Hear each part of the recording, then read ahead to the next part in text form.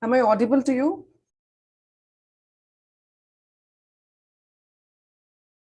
Aparina, you just try to get connected.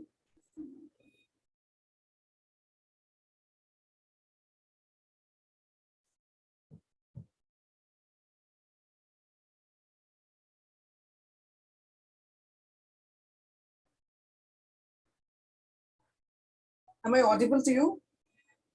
Oh, I'm hearing it now. Yes, yes, it is audible. Aparina, you just try to.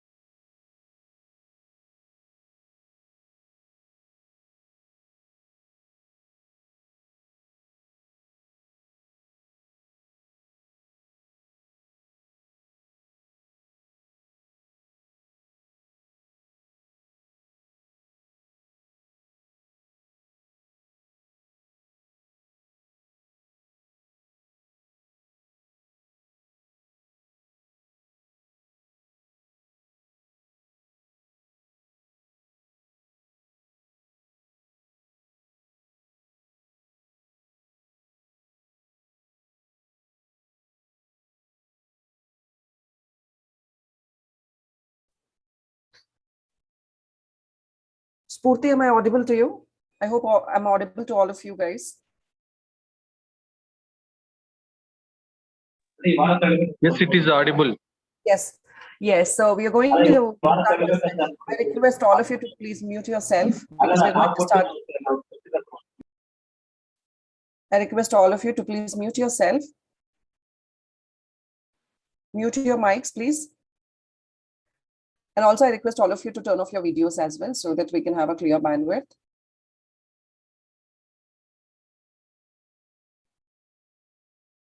So we'll be starting the session in another 2 minutes.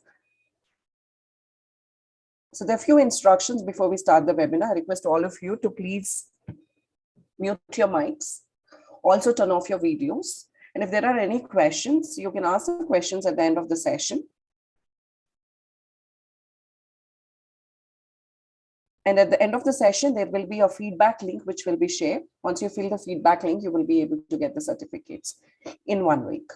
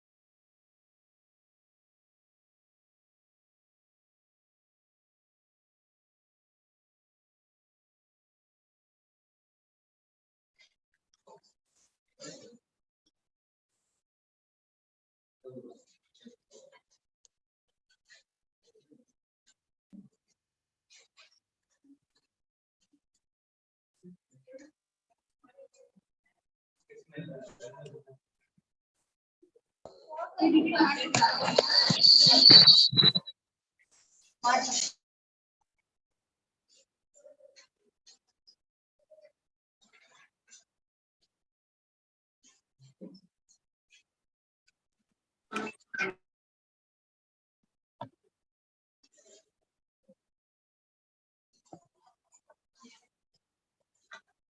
click your hall tickets.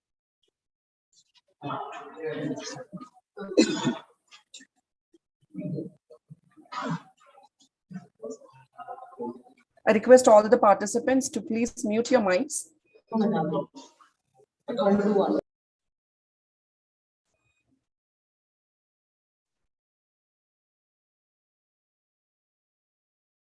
Okay.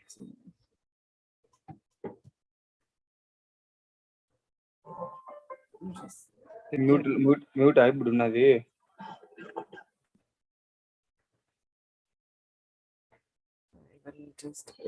Just keep it open only, don't close it. I have to call stuff.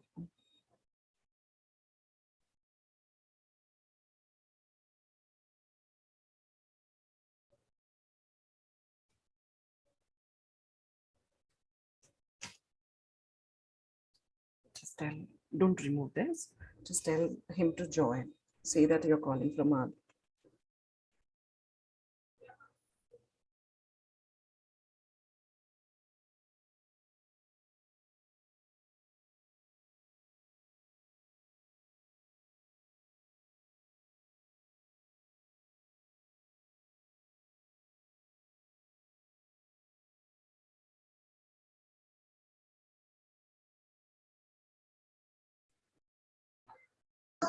Excuse me, ma'am. Anybody in the group?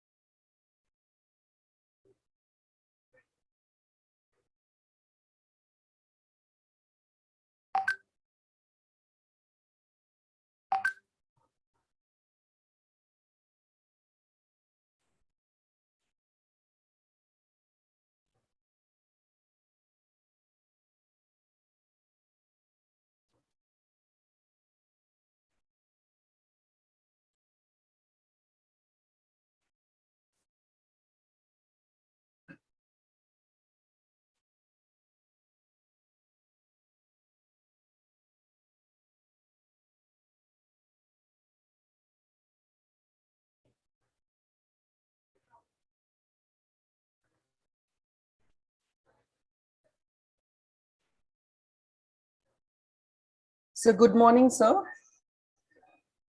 Joshi, sir. Am I audible? Yes, you are. Yes, sir. Good morning, sir. Shall we start the session, sir? Yeah, please. Okay. Sir. Good morning to all of you. Good morning to all the participants who have joined us. Also, the people from different organizations who have joined us. Yes. So yes, this week is like a very energetic week because we are celebrating all over the world World Pharmacist Day. So on this occasion of World Pharmacist Day, and also yesterday we celebrated World Alzheimer's Day. So on this special occasion, we have a special talk by a very eminent personality, Dr. K. Joshi Hanumantachar, sir, Principal and Professor of Sarada Villas College of Pharmacy, Mysore. So it's a privilege to have you over here, sir. Yes, so it is my privilege to talk about a few words about sir. I know that I cannot cover so much, but I'll just take up the highlights of your profile, sir. Dr. Hanumantachar Joshi, Professor and Principal, Sarada Villas College of Pharmacy, completed his doctorate from Division of Pharma Sciences, Guru Jambeshwar University of Science and Technology, Haryana. His research interests are neuroscience, behavioral psychopharmacology, herbal psychotropics, standardization of phytopharmaceuticals, Alzheimer's and Parkinson's disease. Sir has more than 20 years of experience in teaching and research. He published 221 research and review papers in scientific journals and presented at various national and international conferences. A German patent has been granted to him for herbal preparation for management of dementia on 5th 3rd 2022. Also, he filed 4 international patents German and Australian, and 3 Indian patents, one Indian patent, 1 German patent, and 2 Australian patents have been granted. He received Samshodhana Dikshit Award, Young Scientist Award, Young Investigator Scholarship Award, Travel Grant, Fellowship Awards from National Institute of Health, National Institute of Aging, Alzheimer's Association, USA, Alzheimer's Drug Discovery Foundation, UK, International Brain Research Organization, Geneva. His biography is published in Marcus in the World Eminent Scientists of the World in 2008, 2010, 2012, 2014, and 2016, and International Biographic Center, Cambridge in 2010. So was awarded with Mother Teresa Award 2018, Best Principal Award 2020 from Indian Institute of Scholars, International Healthcare Excellence Award 2020. He got awarded with Innovative Research in Neuroscience 2021 Award, Excellence Award in Neurological Research, Pharmaceutical Royal International Society on 11/6/22. His research work has been cited by more than 1,735 researchers working in neurosciences across the world. So I was also the one who was referring you a lot of articles because I was working on Alzheimer's. I've been working on Alzheimer's, so I'm the first person who was referring a lot vividly, sir, on your work. He's a member of Member Board of Studies, PG Kerala University of Health Sciences. He's a member faculty of pharmacy, Rajiv Gandhi University of Health Sciences 2020 to 2023. He's regularly invited as an invited speaker for most of the international conferences on Alzheimer's disease. I know you had a very busy day yesterday, talking a lot. So I was also attending a few of your talks, sir. And he's the president, Alzheimer's and Related Disorders Society of India, Mysore chapter. He's also the president, People Association of Geriatric Empowerment, Mysore. He is a president of Association of Community Pharmacists of India, whatnot. So it's such a huge profile for me, so I have cut it short. It is a privilege to have you over here. And our chairman, Dr. B.A. Vishwanath, sir, was like very keen that we have to get a talk from Dr. K. Joshi Hanumantachar, sir, from on Alzheimer's disease. So I'll just hand over the session to you, sir. You can go ahead with the session. Good morning, and thank you, Bharti, for a wonderful, it's a small introduction, but you gave an elaborate introduction. Thanks for that. And that's what is required for a researcher.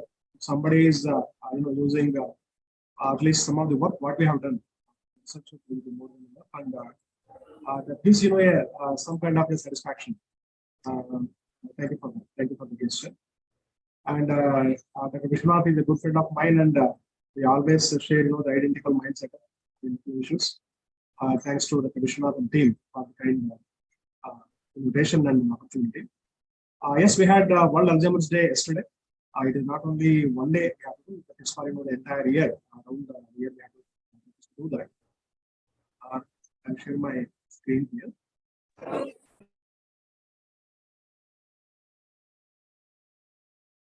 Hope my screen is visible. Yes, sir. Thank you so much.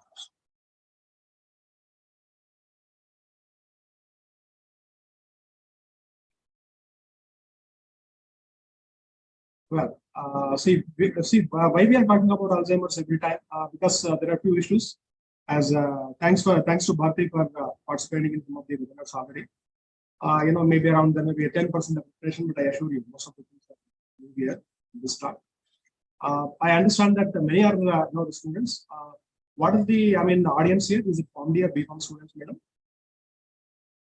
We have both, sir. BPharm, PharmD as well. MPharm students as well, sir.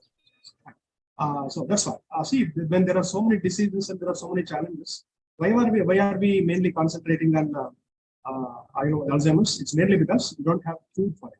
Of course, like any metabolic disorder, there is no food for it.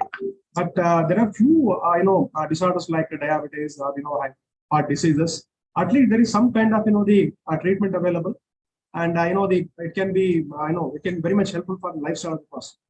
But as far as Alzheimer's is concerned, it's very highly challenging because the entire lifestyle is devastated or damaged. How it is, we'll be understanding one by one. So let me present my talk, that is an Unravelling the Causes, Treatment and Management of Dementia. And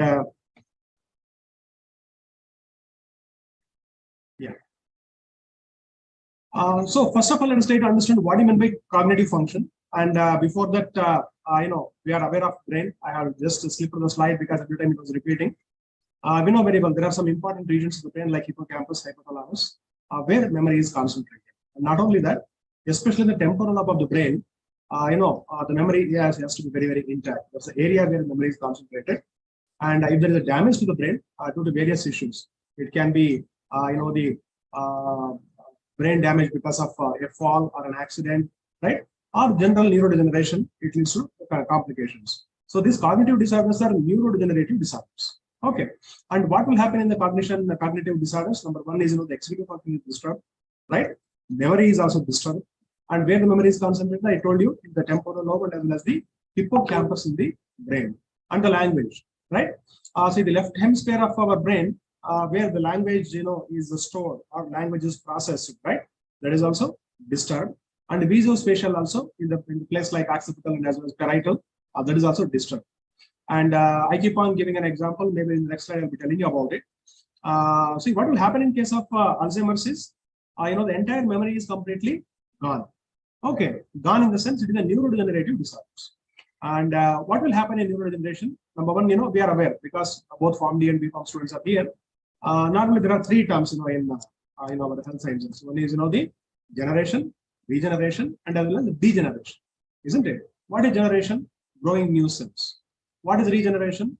When a cell is dying or decaying, right? And when the lifespan is over, like RBC, isn't it? Red blood corpuscles, what will happen? After 120 days, what will happen? They will die, roughly talking. And then new cells will generate. Okay. So there is a regeneration of, the blood cells, like, the skin cells also. And what is degeneration? Dying.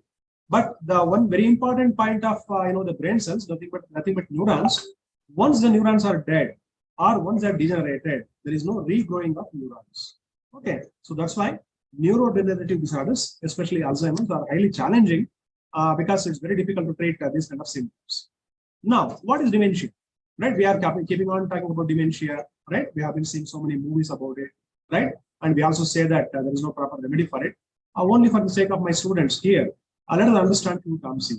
What is amnesia? Right. Amnesia is a reversible loss of memory. Right. For example, a Form D student studying few structures like paracetamol, acetaminophen, which is an easy structure, we can easily remember. But if you go for a complex structure, they keep on practicing for some time, and after some time they will forget. Isn't it? It normally happens with anyone. It was happening with us also. Right. And after some time, what will happen when they start understanding, the parts and all, maybe some, the function group was missing, but after some time they recollect it.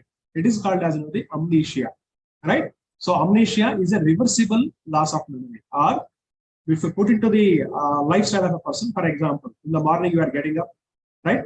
And, you want to come out of your, the house or room, right? You'll start searching, for your, for example, the bike keys and all. You'll be searching everywhere. You will start searching everywhere. Then you start passing on messages to your parents, right? And they will start shouting in the end. But finally, you will come to know that this is your packet.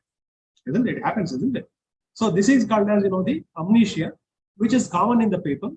But if these episodes are again and again, if you are losing the key every day, isn't it? If you're having the same problem every day, then it's a problem. So we have to be very, very careful about it. There is something called mild cognitive impairment, which has to be properly checked in the younger age also. Okay. And what is dementia? Dementia is, irreversible loss of memory. What is irreversible? For example, once something is forgotten, the entire thing is gone. Okay. Say, for example, I keep on giving an example. Let us think, our brain is, a white paper. Let us think like, let us assume like that. So on that white paper, you are writing, something in a pencil. Okay. When you write something with pencil, right? And when you're writing there, there's nothing but memory, right? Let us think it is memory, right? And if you are erasing, what will happen?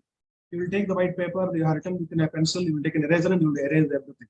So what will happen? Same thing will happen in the brain with the dementia.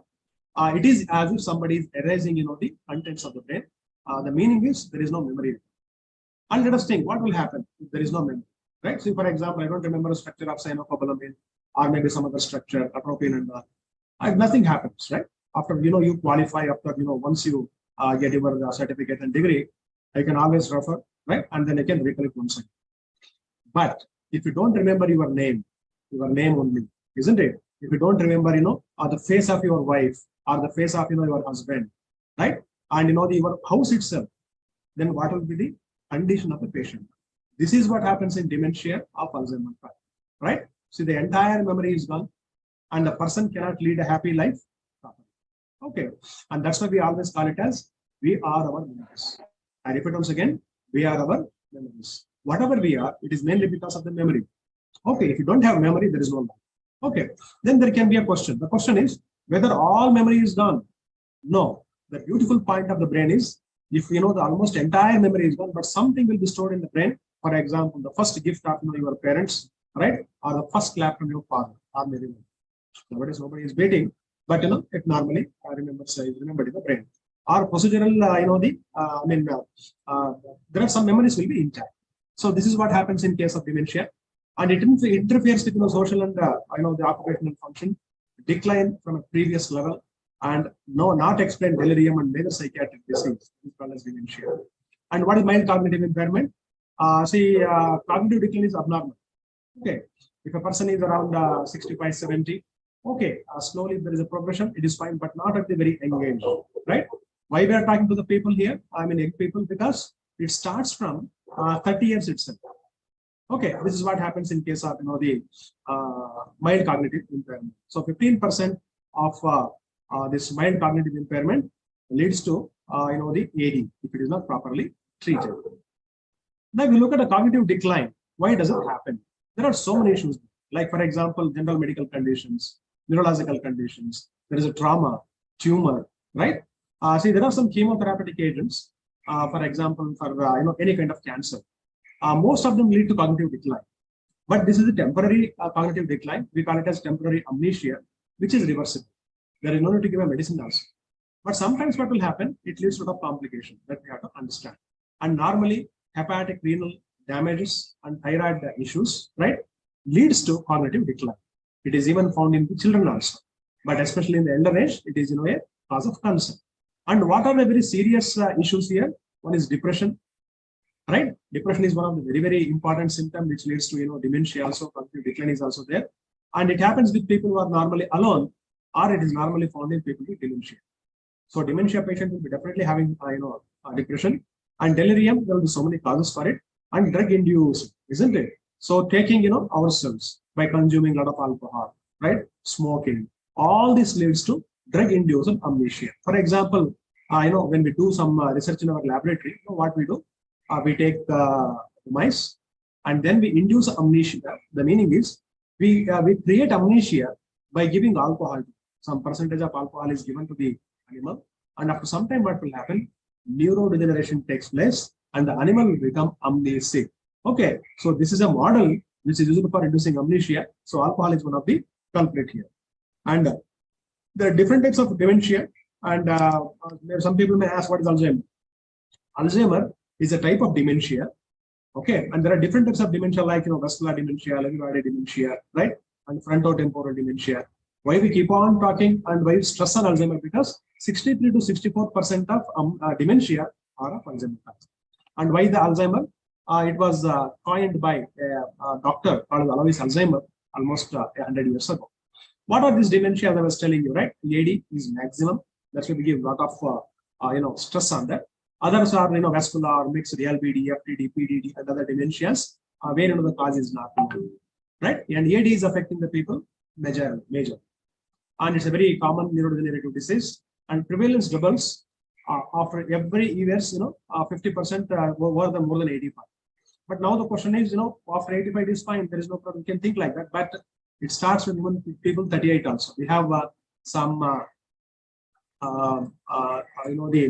case reports where people with 38 years also have been found to have dementia from Noida in India. So we have to be careful about it. And this is what happens in case of normal and Alzheimer. I hope you can see the a slide here. See, for example, normal. Let us take an example of the fresh orange. I keep on giving this example. See, the orange is fresh, right? The pulp is fresh. The cells are fresh. Okay, but what will happen in case of Alzheimer? You can see here. When you keep that orange in the open air for a longer time, what will happen? It will start shrinking. It will spoil, isn't it? And what even by shrinking? The shrinking is because of the death of the cells. right? Or degeneration of the cells. The same thing happens in the brain. As the age progresses, okay, I'm talking about the brain age, not the body age, right? Some people may be very fit, right? But the brain will be always challenging, isn't it? So this is what happens in case of Alzheimer. The brain starts shrinking. Hippocampus starts shrinking, hypothalamus starts shrinking, cortex is also shrinking, ventricles are enlarged, right? So this is what happens in case of Alzheimer. And this is, you can see the normal and Alzheimer. I'll give 1 or 2 minutes here.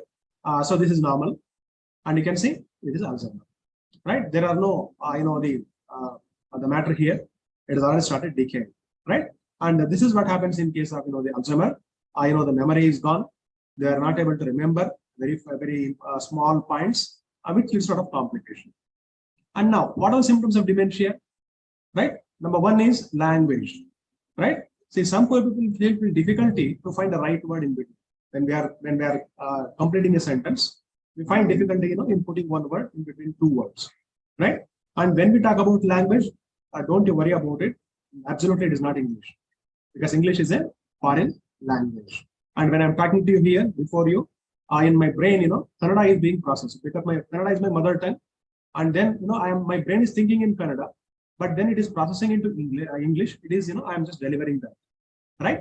So if you are finding difficulty in English, it's not a big problem at all. But if at all we are finding difficulty in the mother tongue itself, then it is the cause of cancer. Okay. And next one is difficulty in naming the objects, right? See, we have a test called as mini mental state examination, which I keep on doing, right? Anybody can do that also with a small training. In Mysore also we do that, especially the pharmacy students. They go to different places, localities in the city, and they conduct this test to identify whether the memory is intact in the person. Okay, even person who is more than 35 to 40, they can also get checked, right? Because you never know when this starts affecting the brain. And other one is they're understanding the complicated instruction. It's a problem. Then doing very familiar things like going to the toilet, right?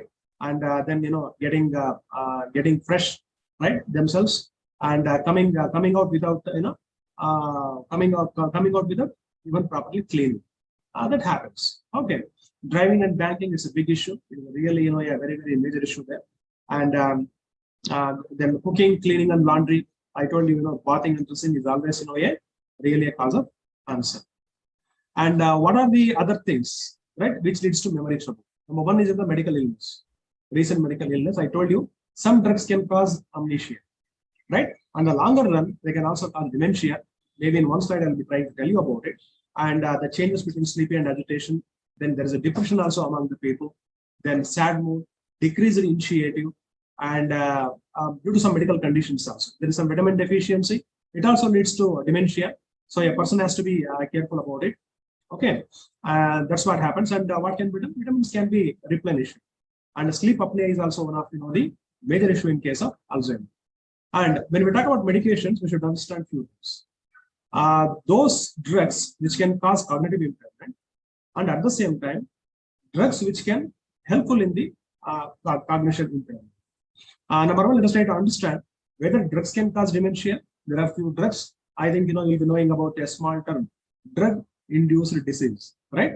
There are some drugs which are, if they are taken for a longer time, what will happen? They will cause a disease, right? See, one example, we have antihistamines like we have chlorpheniramine maleate, then we have cetirizine, we have levocetirizine.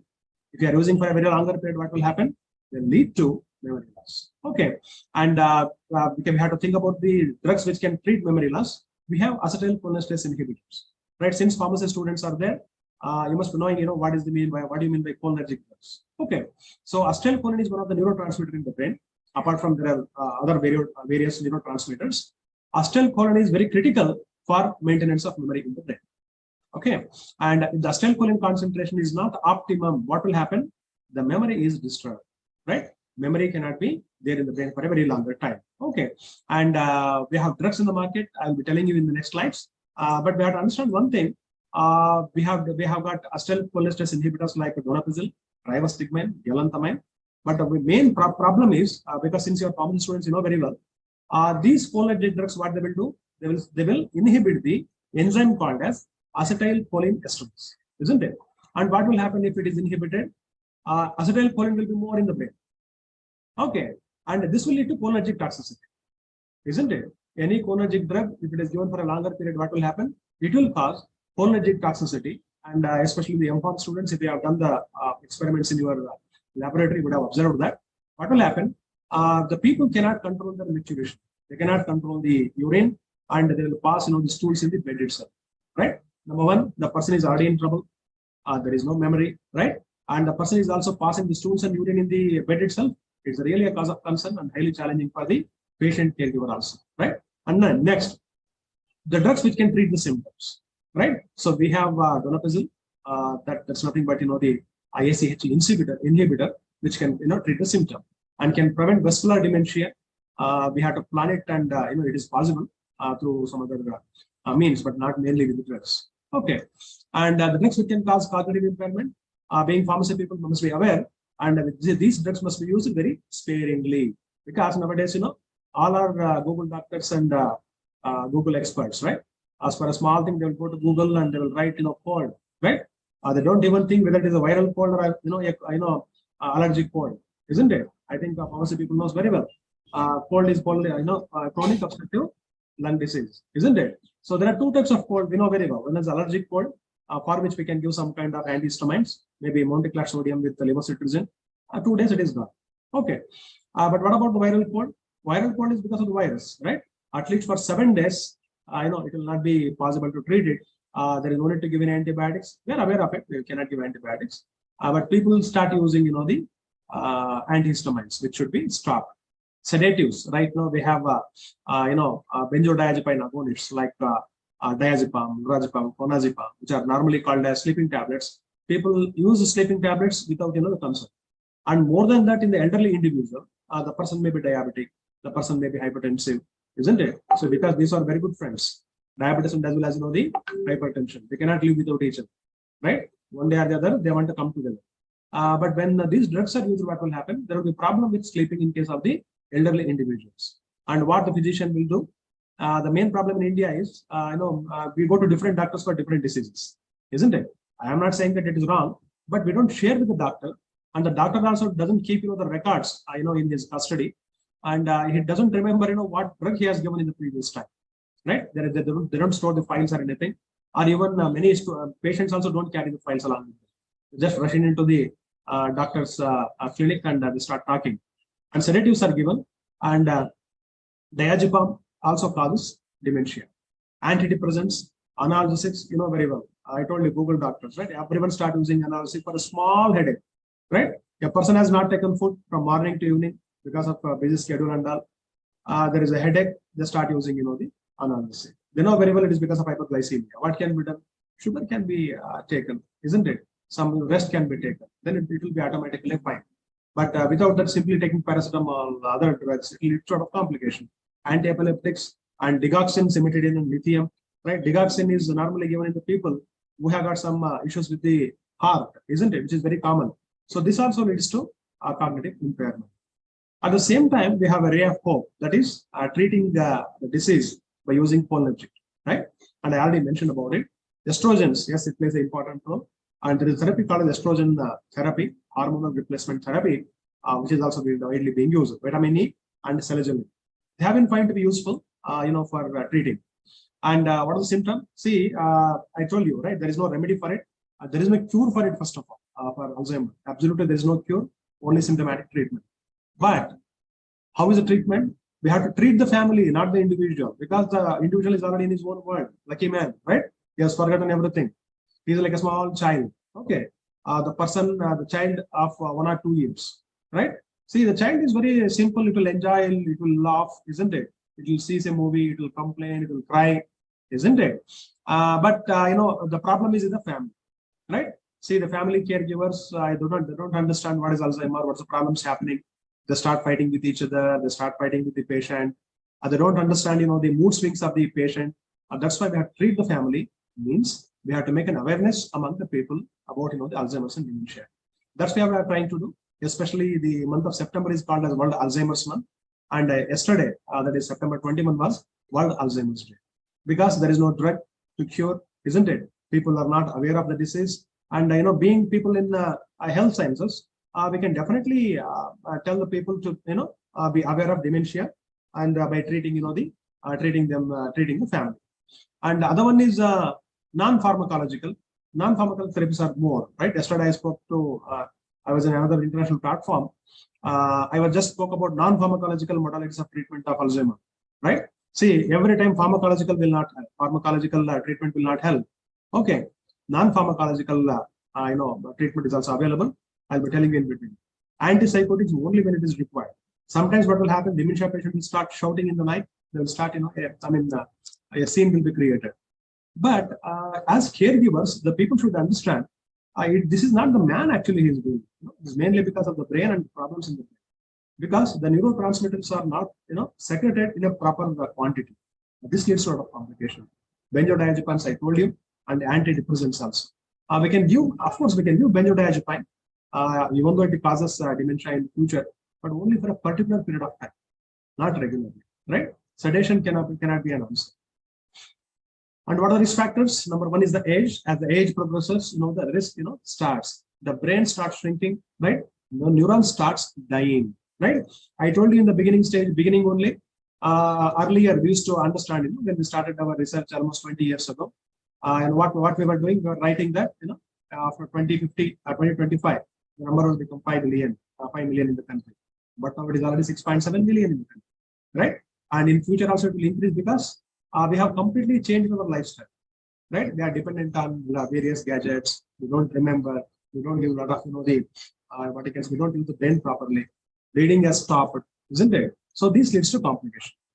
Studying does not mean only our curriculum.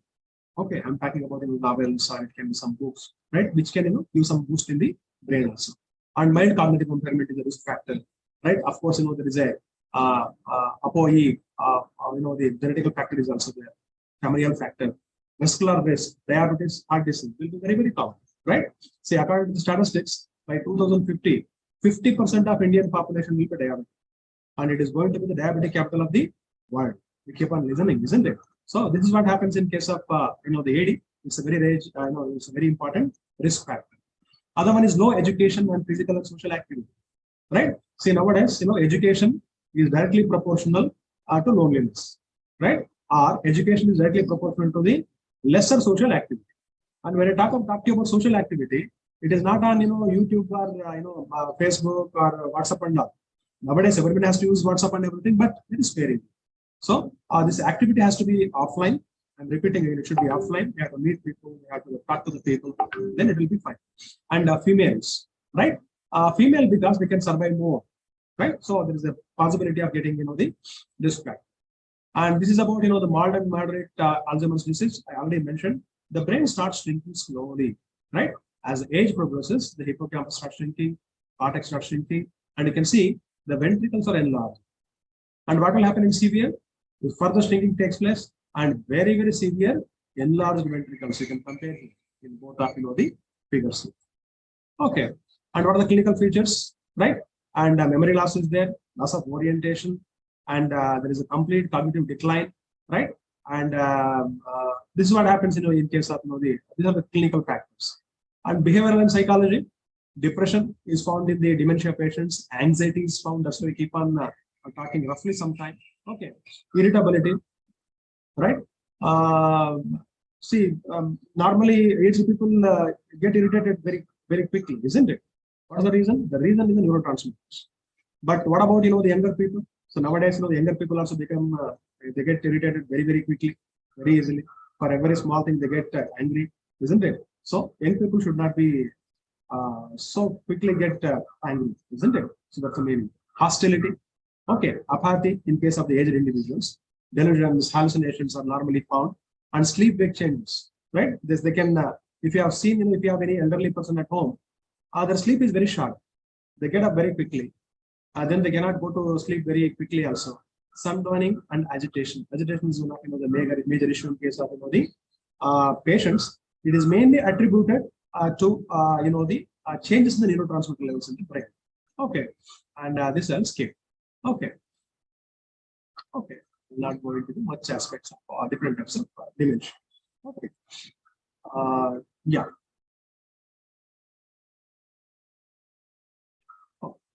the HPA is critical, right? See how the information should be obtained. It can be obtained from a close informant, right? From how many days the person is having this problem, how it is happening. Otherwise, what will happen? In some people, will suddenly start, and within 1 year, the entire brain undergoes degeneration very quickly. And if you ask me the question whether it happens suddenly, it would have already started long back, but it will start becoming a problem when the time progresses, right? And what domains are affected? Repeating self, right? They keep on repeating the words again and again, right? Say, for example, I had a close relative, my grandmother, not my immediate grandmother, but the other grandmother. So she will keep on asking, right? Whether you have taken food. I will say, yes, I have taken food. And after some time, she'll come and ask again whether have you taken food again. Then she'll ask, right? Yes, I have taken. Then she will ask, have you food? What you had? So these things will happen in case of the aged individuals. It is mainly because of the depletion of acetylcholine in the brain and forgetting recent things. You would have said something conversation, but they would have completely forgotten.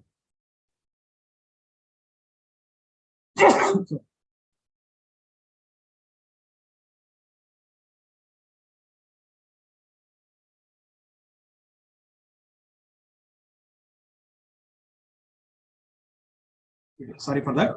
And associated symptoms like the headache, trouble with vision, speech, strength, coordination, and gait. These are some of the age-related problems. It also leads to that. And change in the personality. The person was very good, very friendly, but suddenly the personality has changed, right? The person is becoming irritated. The person is becoming hostile, right? And judgment and behavior. Okay, I remember just 2 years back. Just time of after COVID, we had one senior person near our house.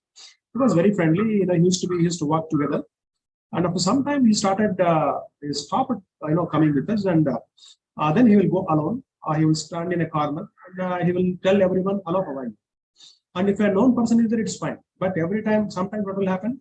He will talking to the strangers and he will say, "Hi, how are you? How is your father?" And all the person gets annoyed.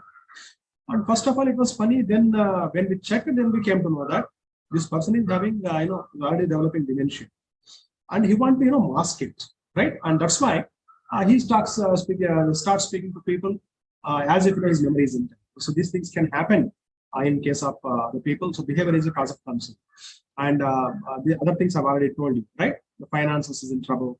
The hobby is in trouble. The occupation is in trouble. So these are some of the areas which has to be critically thought of. Right, and this I already told you, right? Then how it is examined, right? Pharmacy student, we should be aware of it. There is no necessity to go to a doctor every time for small things, but few basic things they can definitely check it out, right? There is some test called as mini mental state examination, right? You can directly download in the Google, you will get it. And there is another test called as mini cog, and there is another called as MOC, right? Or we call it as MC. That is Montreal Cognitive Assessment. So with this, we will be able to identify how we know our intellectual functioning is there, right? So these are called as neuropsychological examinations, and our pharmacy students do it regularly in various times, and especially in the month of September, we also do it on the top of Chamundi Hill. This is normally, it can be done by anyone. And after that, once a person is identified that there is an issue with the memory, then we can go for a diagnostic testing. So the doctors will ask us to go for the scanning, right? And also the tests like vitamin B12, TSH, right? Vitamin B12 plays a very, very important role, right? In the dementia, in the brain health. Okay. And PET studies also conducted.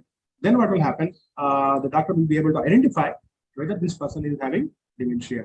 Okay. And then what will happen?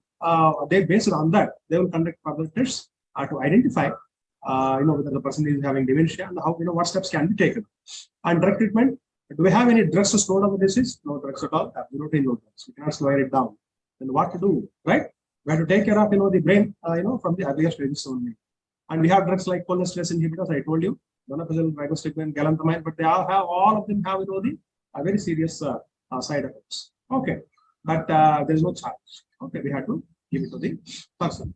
And memantine, compared to donepezil, memantine is found to be really useful, at least in the moderate dementia. It can be very useful.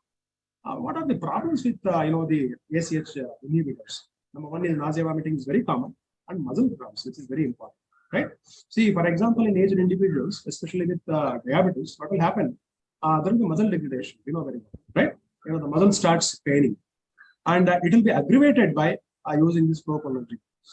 Okay, that's a major problem. Insomnia, syncope is also very, serious issues. Apart from the micturition and as well as the passage of stools. And what are the other strategies? Neuroprotection. A lot of work is going on in NGF. Nothing but not both factors. The work is going on still in the primitive stage. And estrogen replacement therapy is already been found to be very much useful. Antioxidants like vitamin E, ginkgo biloba, right, which is a plant extract, they are found to be useful. Nowadays, a lot of products are available on ginkgo. Then statins. Statins play an important role in dementia. Of course, they have a lot of side effects, but when you talk about the brain, the statins can be useful. And of course, we have nutraceuticals, but not after developing dementia, right? After developing dementia, it can be helpful for the body, physically, but we have to start taking nutraceuticals when there is a mild cognitive impairment. How do you do that? We do a test called as mini mental state examination. That's what we do. And beta carotene is found to be very much useful. And we know very well where beta carotene is present. It is present in the carrots. Okay. And resveratrol, right? And earlier, if you look at the literature and all, red wine was told to be very useful for dementia and all. But the main problem is, the most of the wines are having sugar. It's a problem. So it is not wine. It is resveratrol present in the peel of red grapes, right? The peels will be there on the red grapes, right? That contain resveratrol, and that can be very much useful. Vitamin E, definitely, it is not very much useful in dementia, and even in mild cognitive impairment, that can be predominantly used. What are the future directions? What is going on? See, that's why pharmacy play a very important role, right? And a lot of work is going on vaccination, right? The idea is to give a vaccination by using amyloid plaques in the brain. I forgot to tell you in between, right? There will be development of beta amyloid plaques in the brain. I know what you mean by, I think I know what you mean by plaques, right? There will be development of beta amyloid plaques in the brain because of neuroinflammation. Okay, so we can use it, for vaccination purpose. We also have work is going on amyloid modulators. Anti-inflammatory drugs are also useful, right? For example, people are already using ecosprin or nothing but aspirin, but it has got its own side effects. Then treatment with statins, yes, it can be very much useful. A lot of work is going on. And what are the take-home points here for the pharmacy people? So behavioral symptoms are common, right? But what's the first line of treatment? It is always non-pharmacology, right? Pharmacology is always in the later part. And we can treat the symptoms as they arise, right? And avoid antipsychotics with LBD. What is LBD? Lewy body disease, right? We have to be very, very careful when a drug is prescribed. Now, when we talk about neuropharmacological, I told when the people will be normally feel whenever we talk about amnesia and all, the people will start thinking that whether I have amnesia, right? Because I keep on forgetting, right? See, confusion needs a lot of the memory loss. And I am not referring to that. I am referring to the neuronal degeneration, right? So that's why there is a modality in case of our traditional system of medicine, especially in Ayurveda, right? Any disease, not only Alzheimer's, can be treated by 4 domains. Number one is ahara.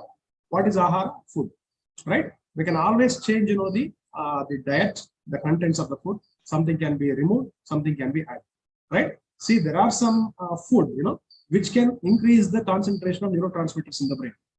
Okay, so ahara plays a very, very important role. Other one is, vihara.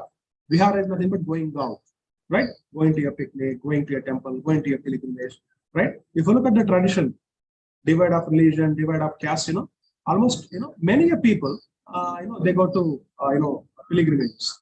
The idea is, one is, the religious, but apart from that, main thing is, the nature and everything.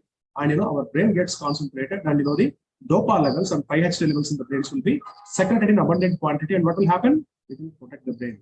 Okay. Other one is vichara. The vichara is, thinking. Positive thinking is very, very important. And optimism is very, very important in case of, the brain health. We should be always optimistic. We should be active. We should live our life. We should never be simply dormant and simply keep alone, right? We should be among society. We should keep on doing something. Then what will happen? It will be helpful for your brain. And if it is not possible to treat, right? by these three modalities, the final one is Aushadha, nothing but our pharmaceutical sciences or pharmacological treatment. Then only we can take whether it is allopathy, Ayurveda, whatever. So the Aushadha is in the last part. That's we have to remember. So this is nothing but the grow local and eat local, right? So now we have that fancy and fashion for using the foods imported by the other countries, imported from other countries. Like for example, apple. Apple comes all the way from Kashmir, right? Before it reaches 3 to 4 months. So they'll put a lot of preservatives and all. It leads to a problem. So best thing is eat local and grow local. Whatever is grown in the local area, that should be consumed, right? So this is what the Ayurveda says. And eat right, anti-aging measures, right?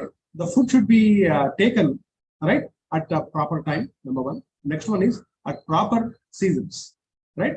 We must consume a lot of seasonal fruits and vegetables, and we should not eat, consume any unseasonal fruit or unseasonal, the vegetable, right? That's what is there. And the Langhana is nothing but, fasting.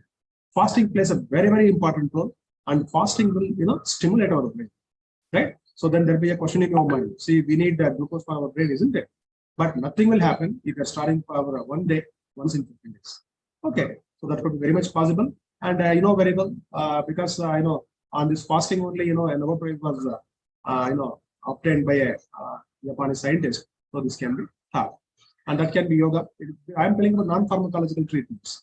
Okay, yoga, kapalbhati, and everything, right? So that could be very much helpful. Because what will happen, number one, the person is free from the stress, and second one is it will really rejuvenate the brain, and that's what our Ayurveda also says. Because we don't have any remedy in allopathy, then we have to think about all sorts of treatments available. So dinacharya, then Ritucharya, we also have Ratricharya, right? Sadvrutta means the healthy lifestyle, and the last one is the Aushadha and Panchakarma. Panchakarma and touch therapy plays a very, very important role in dementia patients, right? Touching is very much required, right? Taking care of giving some massages, to the aged individuals will definitely help them. It will be really, soothing part. And how do we prevent it, right? Number one is exercising the brain, right? I am not talking about exercising the body, which you're already doing, right? And if at all we are not doing, we have to do it, and we have to start it as early as possible. And what is exercising the brain? Playing some brain games, playing the games like Sudoku, right? And all, especially the traditional types of the exercises or the games and all, not on the what I can say mobile or maybe on the computer. It should be physically, if possible, with another person. So what will happen to the exchange? There will be laughter, there will be involvement, right? And main thing is the neurotransmitters in the brain. And keeping socially active, not on the social media, right? Socially active offline, it is physical, right? Quit smoking, alcohol in moderation, only for alcoholics. Non-alcoholics should not start, thinking alcohol is useful. No, absolutely not. That wearing a helmet, because our brain is very important, and any kind of brain injury needs a lot of complications. Healthy diets play an important role, and social engagement is very, very important. Starting from the young age, visiting the friends and relatives. Nowadays, after this corona, many people are talking to the friends and all. Yes, we are talking to the friends. We are talking to our parents. How? Through WhatsApp call. Isn't otherwise Zoom? No. We have to meet them physically, and we have to exchange. And here I really mention, the places like Rajasthan or Kerala. They come back at least once in a year, right? Especially in Kerala, they come at least in Onam. They will be coming for other festivals also. But what will happen? This is very much required, right? When you go to your parents and you talk to them. And in Mysore, from past 2 years, we have started a small campaign. That is hug your parents, hug your grandparents. Right, and what will happen when you start aging? Aging in the sense when you become little responsible, and what will happen? That won't happen. And what will happen when you hug your parents or grandparents, right, regularly? It increases the neurotransmitter levels in the brain, oxytocin, dopamine. It will be really good for the brain. And joining the clubs like Rotary, Lions Club, whatever it is possible, or Alzheimer's Association. The senior centers, right? We should visit senior centers so that we can talk to them, and we can share they can share the problems, and which can be some kind of guidance to us. And volunteering. When you do volunteering, what will happen? There will be some kind of relaxation. And let me tell you, all this is because of the brain only. Whatever we talk, if we laugh, isn't it?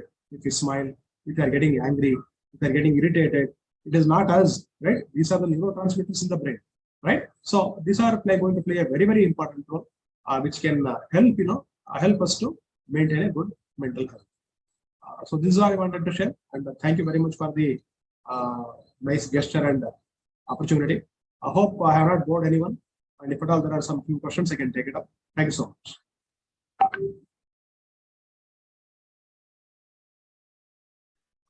So shall we take the questions directly, or you want them to be in the chat box? Anything is fine, no problem. Okay, so you can post your questions on the chat box. If you have any question, or else you can unmute your mics and you can ask the question. Yes.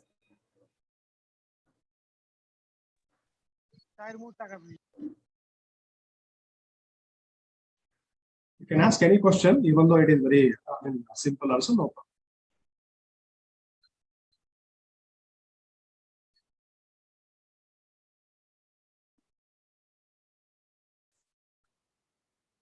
I request the participants to please ask the question. Please unmute yourself. Unmute your mics and you can ask the question.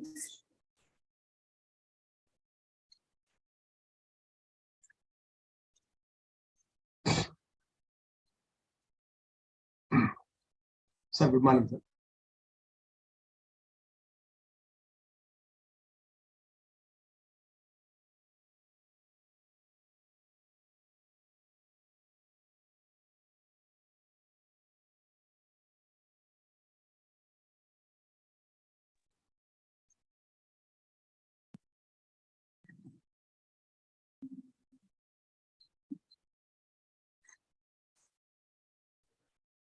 Yes, any questions? We'll just wait for a minute. Otherwise, we will wind up the session.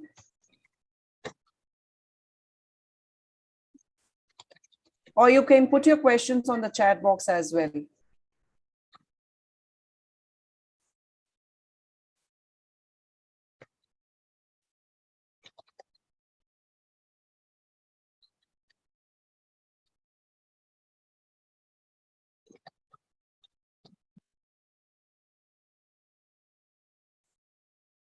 So I have a question, sir. Shall I go ahead and ask the question? Please. Yes, sir. So is there any suitable model that you suggest, yes, you can work on these animals for Alzheimer's disease? Are you talking about, the preclinical models? Yes.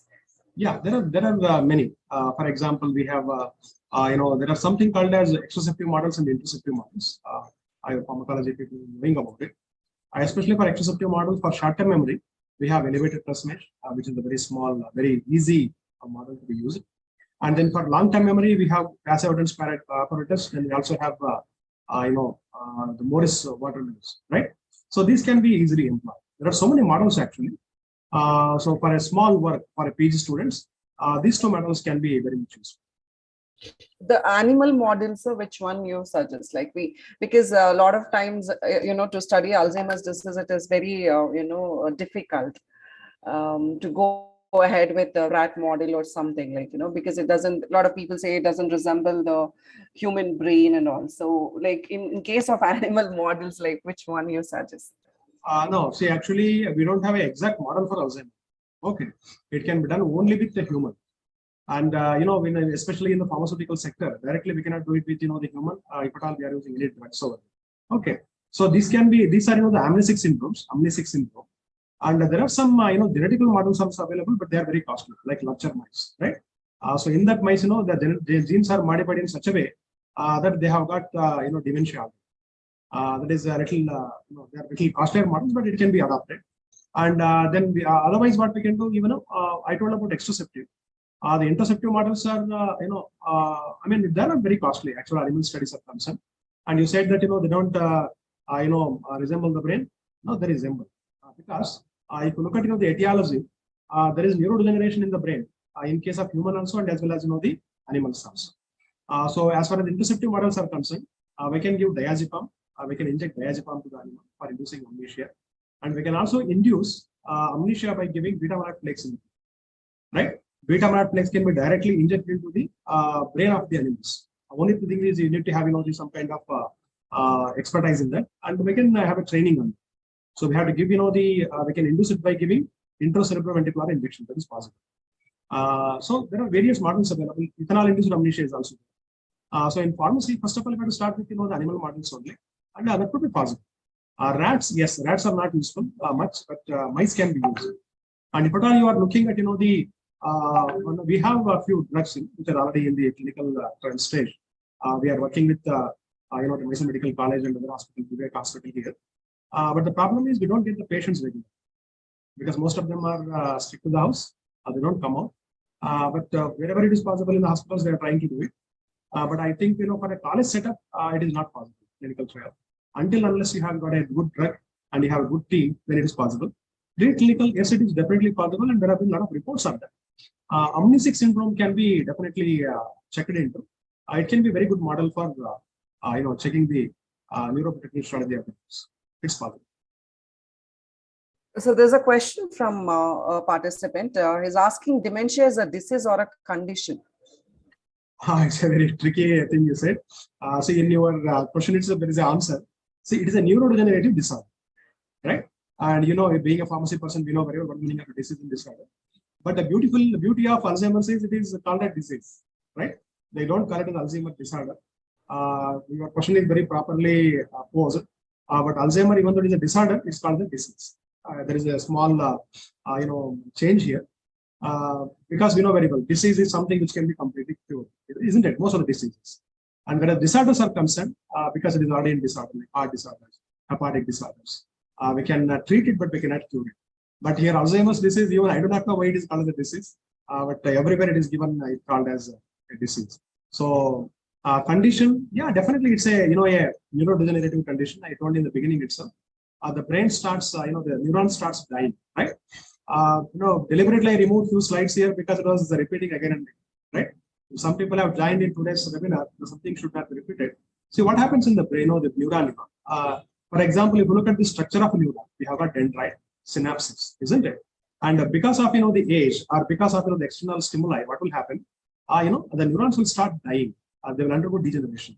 The axon will start shrinking, right? And this is what happens, in the neurons. That's why I give an example of orange also. So it's a group of condition, it's a group of symptom. And when we talk about Alzheimer's, it is not only because of the neurodegeneration, but there are so many associated complications. Okay, like diabetes and hypertension, which are almost synonymous to each other. The conditions are different, but they are very good friends. So similarly, AD and PD, Alzheimer's disease and Parkinson's disease, they are not normally commonly with each other. Because many the conditions are similar, like for example tremors, right, rigidity, right, because of decreased dopa concentrations in the brain, right. But only for one good point about PD is we can at least control by giving levodopa, carbidopa patches available nowadays, TDS patches. But as far as Alzheimer's is concerned, it is really a challenging one because here the entire memory is up. Okay, in PD you're having difficulty in signing and all. But nowadays we have got mobile banking and everything, isn't it? Somehow we can manage it. But AD is something which is really challenging one because you are not able to remember yourself. Number one. Number two, you are not able to remember your wife or husband. You will think they are stranger. You will start attacking them. Still, many times what has happened, there are some cases where the wife has attacked the husband thinking that the person is a stranger, right? And it has gone to a lot of complications. So yes, it's termed as a disease. It is a really complex condition. Where being the young people here, we have to work on it. Number one is not only pharmacological, of course, socially also we have to work. So our chairman, Dr. B.A. Vishwanath sir, has joined, sir, because he really wanted to have a session, to attend the session with you. So, sir, Vishwanath sir, you can go ahead, sir, if you have anything. Vishwanath sir. Sir, your mic is on mute, sir. Your mic is on mute, sir.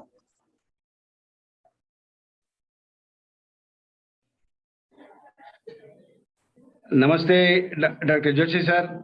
Namaskara. Namaskara. I'm extremely happy and delighted to have you on this webinar.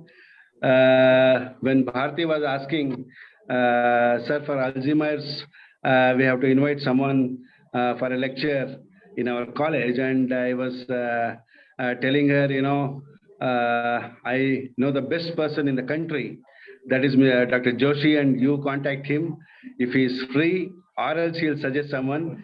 But your generosity that you made your time and you are coming was a surprise to me. I hope you come to the college also and address the students physically one day. It is always a pleasure to meet college sir and meet and everyone. Definitely, I will come there. And thanks for the opportunity for connecting with everyone.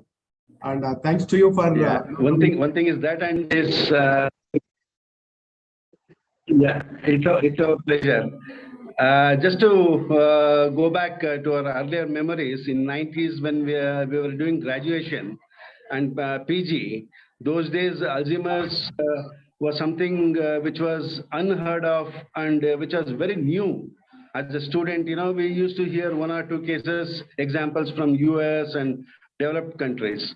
But in our country, we were never, got an opportunity to know that this kind of a disease is existing and people are suffering. And over a period, slowly people like you have taken up this cause and creating awareness amongst the fraternity public is very heartening and to know that.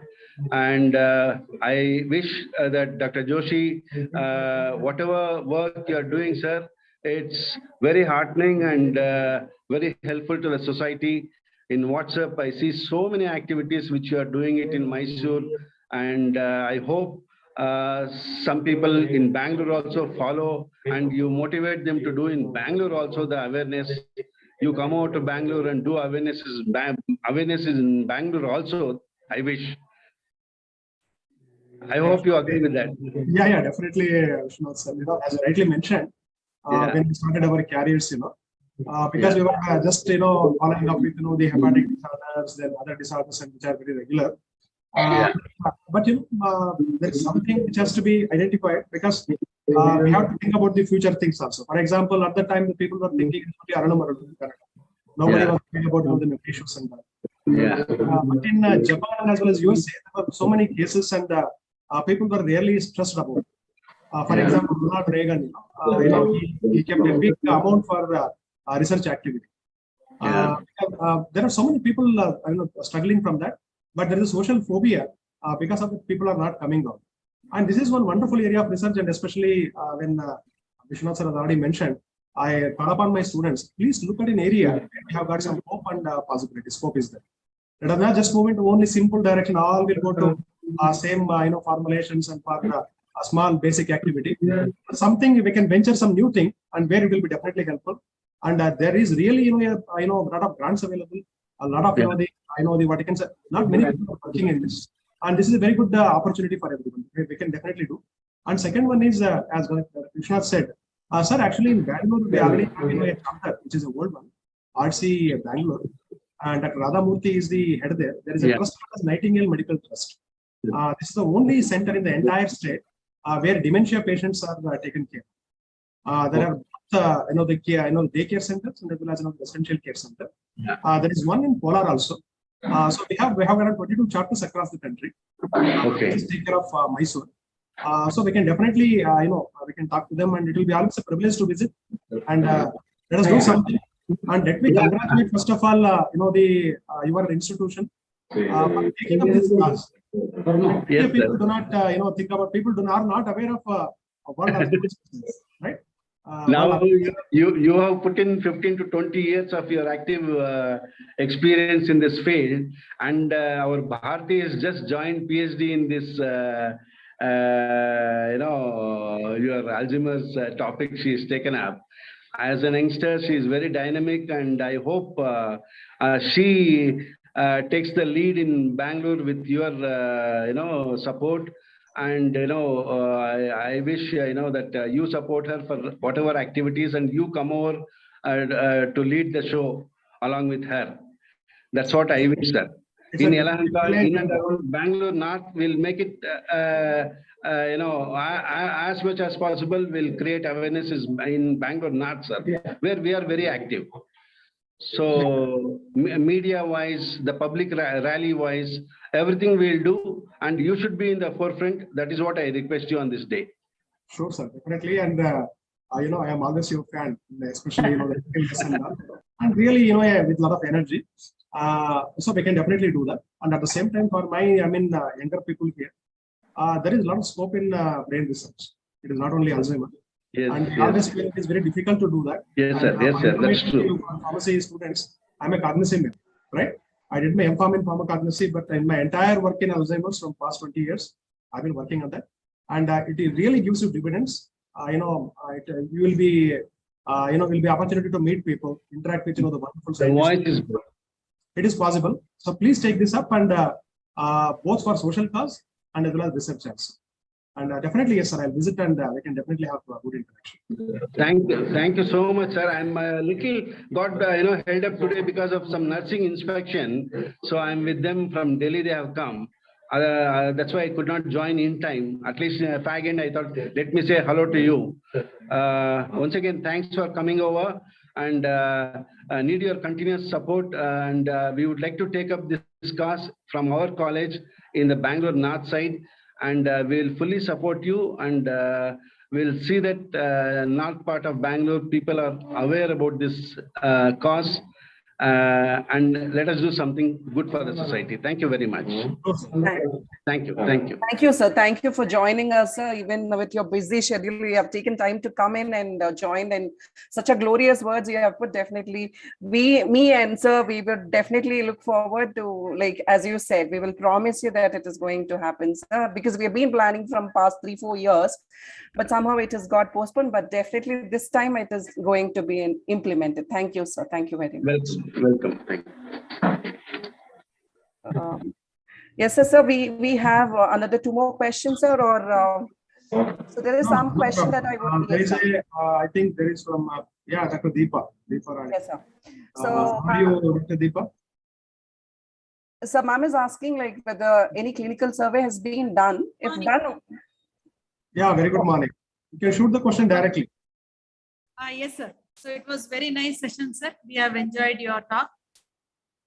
And so I would like to know whether you have done any survey on the Alzheimer's patients in Karnataka. No, we have done it in Mysore.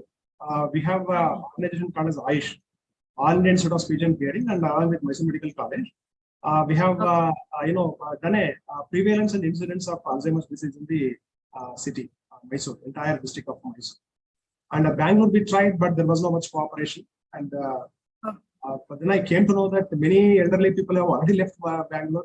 Either they are in Harvard, they are in Mysore, or their native places, because it's a big conglomerate now. No, we have not done it in Bangalore. We have done it in Mysore, and one we had done it in Harvard very long time back when I was working there. But you can take it up. It is possible. We will be able to help you out in that. Only thing is we need to reach the people, and we should not do any online stuff. We should go there and we should do it, and we can take a help of a psychiatrist also along with us. The person need not visit the place, but they can directly support us. We have definitely done it, and we have found we came to know that around 2,800 and something.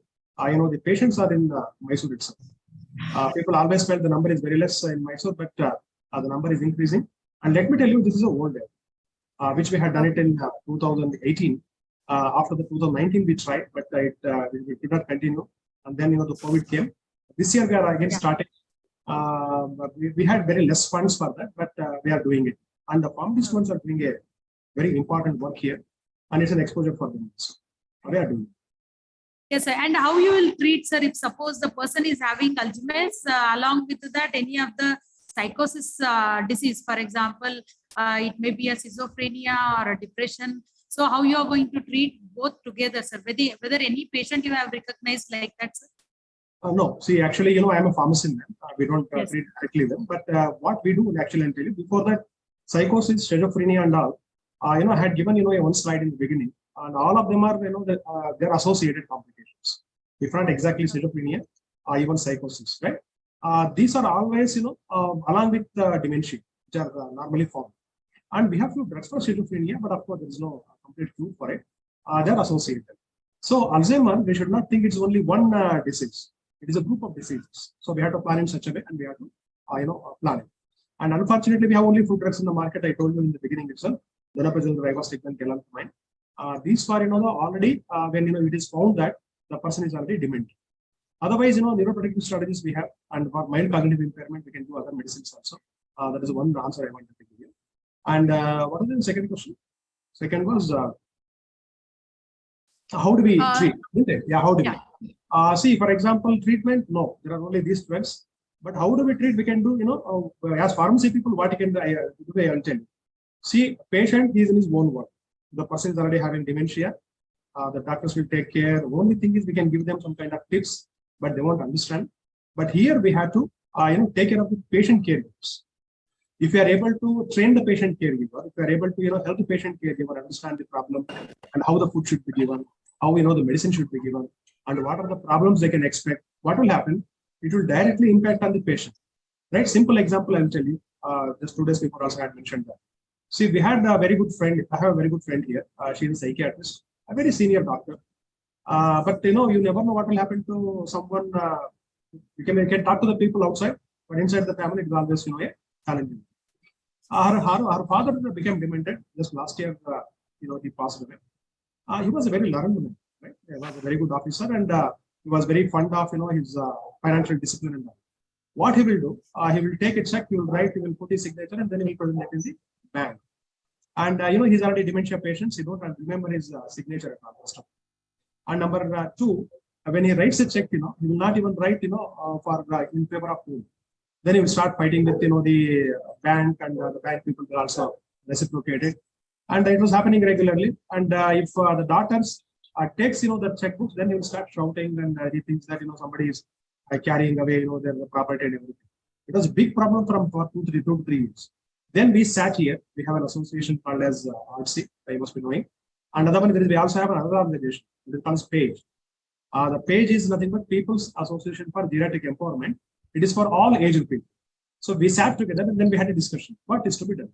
Then we decided we will request the bank people to issue 1 or 2, the checkbooks, right? And they will officially note in their bank that this has been given to the person, but they should not be honored. They can reject it. But when this person go to the bank, when he gives a check, the people will take the check.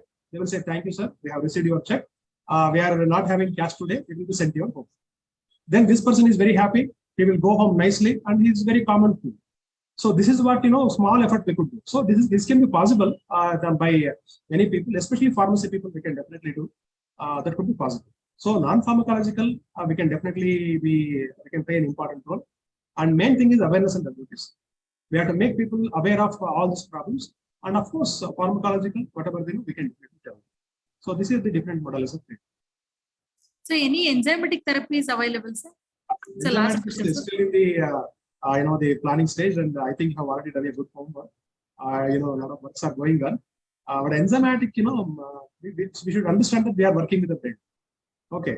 And we always feel that we are everything, but we are not at all everything, because everything is controlled by neurotransmitter. Whatever our neurotransmitter says, we will do it. It will ask us to smile, we smile. It asks us to shout, we shout. Depends upon external stimuli, internal stimuli. Brain is a wonderful organ, right?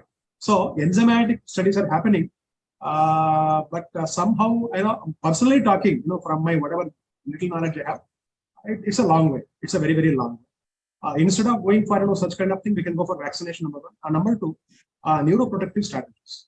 We have to make an awareness among people who are more than 20. And when they start taking care from 30 itself, we can at least progress it. But remember, it is going to be a big problem in future. And there are already instances that this COVID is going to have a very devastating effect on the brain. So we will definitely find more dementia patients. And being pharmacy people, we have got a very good future as well as research is concerned. Thank you so much, sir. Wonderful knowledge you have got, sir. Thanks for sharing that. Yes, sir. That's all with the questions, sir. Yes, sir. So that it's so nice to see you, sir. Thank you very much for giving such a beautiful presentation, which is very interesting with all beautiful slides, with all the beautiful animations that you have done. Really, we all are really impressed, and with those slides, we really got interest into the topic and all. So we thank you very much, sir, for taking your time, and hope, like our chairman said, like definitely we try to create awareness in the northern part of Bangalore. Definitely, I would be in touch with you for that, sir. Thank you. I know that this whole month you are very busy with this with the different talks that you're giving. But when I texted you, you have said immediately yes. Keeping our chairman into consideration, also our institution into consideration. We are so honored, sir. It is such a privilege to have a prodigious scientist with us and talking great things about Alzheimer's disease. Thank you, sir. Thank you very much. I also thank our chairman, Dr. B.A. Vishwanath, sir, for continuous support, because he's the first one who said that you have to get this person who is really excellent, and definitely your webinar has sabotaged a lot of doubts on Alzheimer's disease. We also thank our management as well as teaching faculty, non-teaching faculty, also really importantly the participants who has cooperated and making this session very, very successful and valuable. Thank you very much, sir. Thank you, Dr. Bharti. Thank you very much for the time. And there is nothing like that. I'm busy. Only need a small gesture for society. So we are taking out better and better because of the profession as well as the research area. It's a pleasure to always talk to my friend Dr. Vishwanath, and very nice coordination. And I wish you all the best. Thank you, sir. Thank you. For all the participants, I have shared a link, a feedback link, so that you will get your certificate. So I have already shared in the chat box. You can fill those Google form, and then you will get your certificate within a week. I hope you all have received the link in the chat box.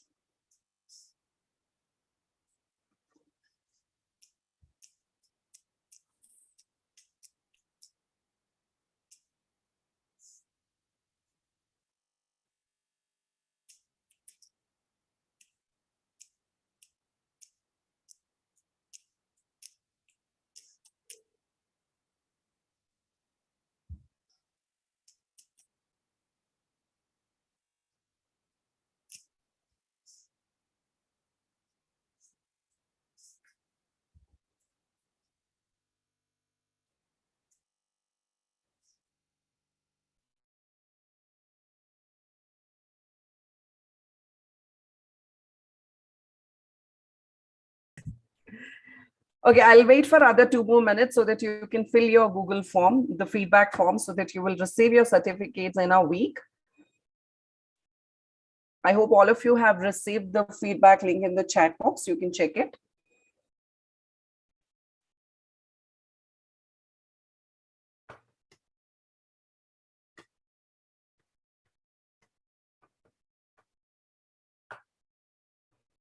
Okay, thank you very much. I'm ending up the session. Wish you all a happy Pharmacist Day.